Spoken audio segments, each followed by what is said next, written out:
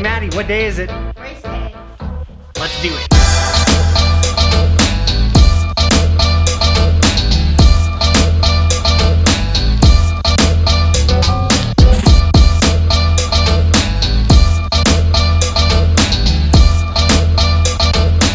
Driving away. What was it? Truck? There's a taco truck? Yeah. It's leaving? Yeah. Come back. I remember being there like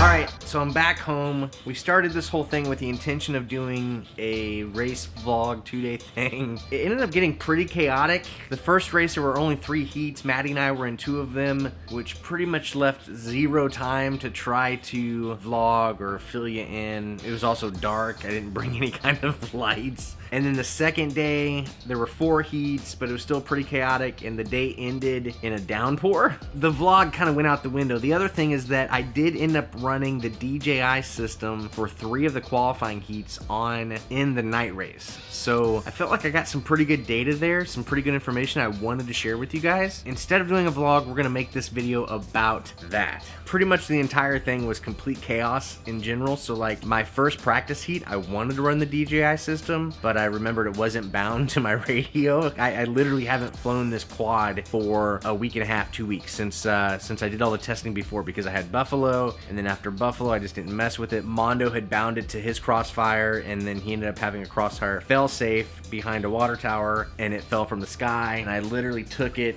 and electrical taped the standoffs because the nylon standoffs had busted. I never flew it. I haven't messed with it at all. Brought it with me because I kind of wanted to let people put their hands on it at these races. And as I was getting closer, I was like, man, the Cider guys are pretty laid back. This night race is gonna be pretty laid back. This might be the perfect opportunity to run the DJI system in a race. So I did. In my first heat, I ended up having to run analog because I just wasn't ready. The race also kind of got started before I anticipated too. So I wasn't quite ready. But then the second time around, I was able to run it. I got it bound. I got props on it. I couldn't get it to record. It was saying read only on the SD card. So after that heat, I took the SD card out. I put it in the goggles. I formatted the SD card, and I was able to get some DVR. So I'm gonna go ahead and show you that now, some of the DVR from that run, and I'll talk over it. So this would have been my 3rd run with the digital system. At the time, I thought, oh my gosh, this is absolutely just as fast as analog, and it still very well might be. Most of the guys on the track were getting 14, 15, 16, 17 second laps.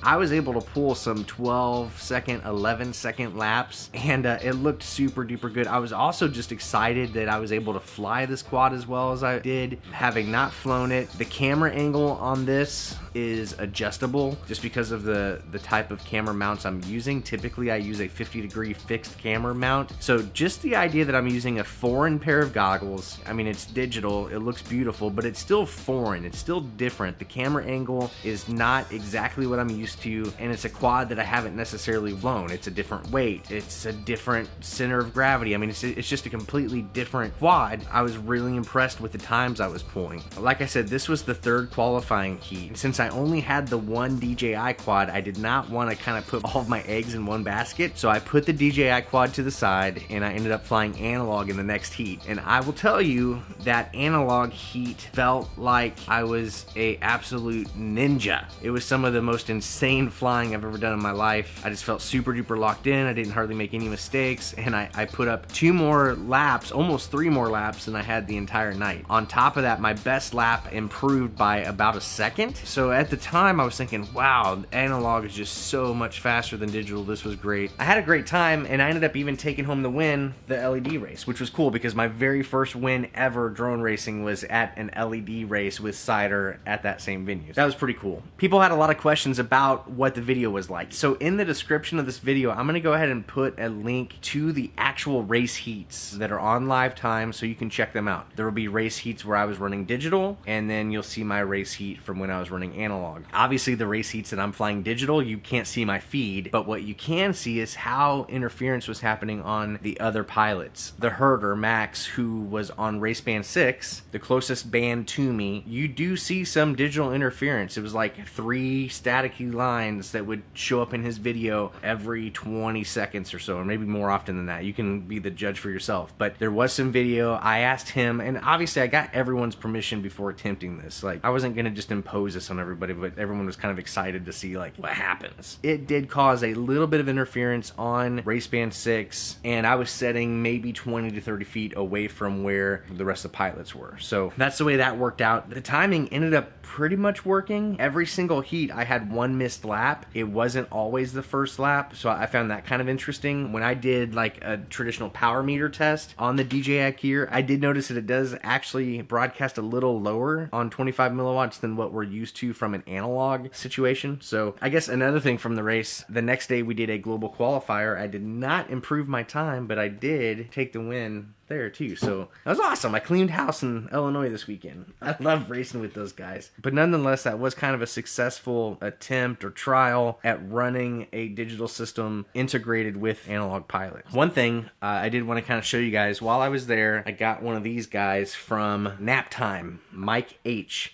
If you don't know him, he's from the Cedar Rapids area. He's just loaning this to me for now. We can't figure out what model it is. I'm interested in buying it from him, but we want to like get a fair price. The RF Explorer is like, it's not, I took the stickers he had on the back off. I'm just trying to figure out like what model it is. Nonetheless, I was excited to get this because I wanted to test the DJI system and see what it does. So let's check that out now. So I've got the RF Explorer up and running, and I've got the DJI goggles right here. They're plugged in and on at the moment. Being at the race, I wanted to review DVR, but I was kind of scared to plug in the goggles in case they would actually broadcast. So the first thing I wanted to test on the RF Explorer was when the quad is not plugged in, are they broadcasting at all? And you'll see there's no number here, so it's not on any channel on the RF Explorer. You can see here, and I'm looking at the computer screen too, it's not producing any RF when the quad itself is not plugged in. So you can see there, they are absolutely on. So that's kind of cool. The other thing I wanted to see with the RF Explorer was what happens when you plug in a DJI quad. So plug this sucker in.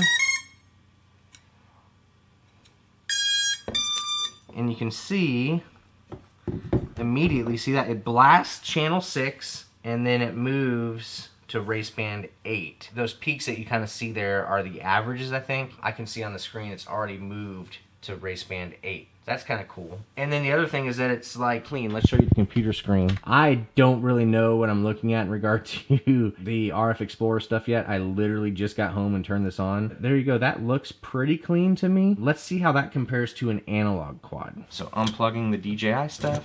There we go. I unplugged the DJI quad. The DJI goggles turned off. So that's good. It appears they are no longer broadcasting any video. Grabbing the Matty Hatter's quad here from today. Let's plug it in and see what it do. It's also on race band 8. So let's just see what the profile looks like in comparison. So there, and on the computer screen, it actually looked like to me that the DJI quad, I guess they're pretty similar in power maybe, but the analog quad definitely has a narrower bandwidth. So that's kind of interesting.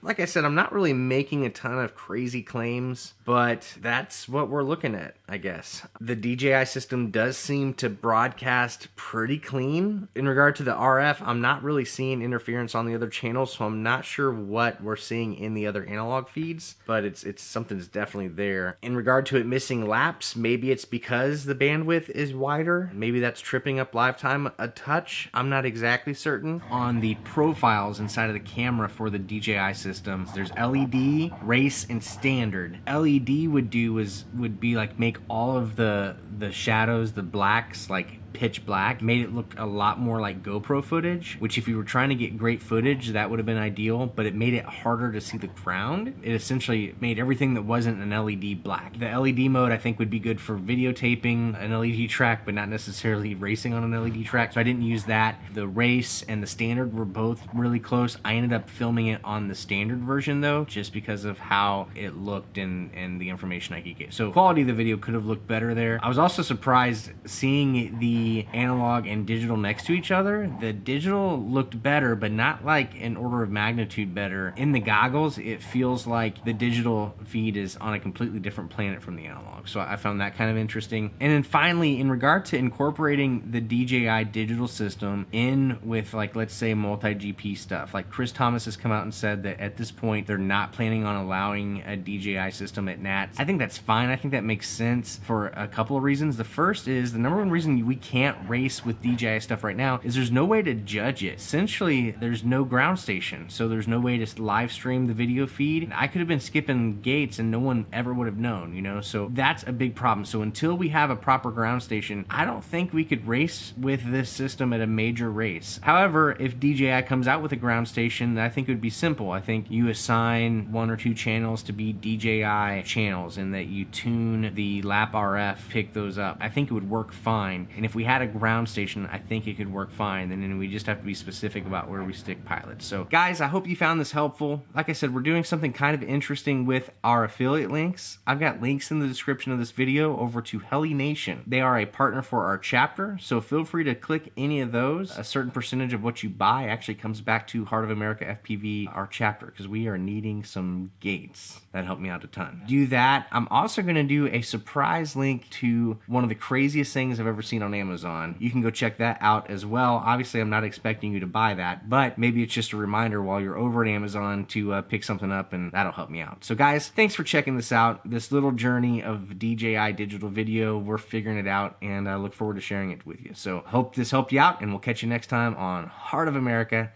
FPV. Later.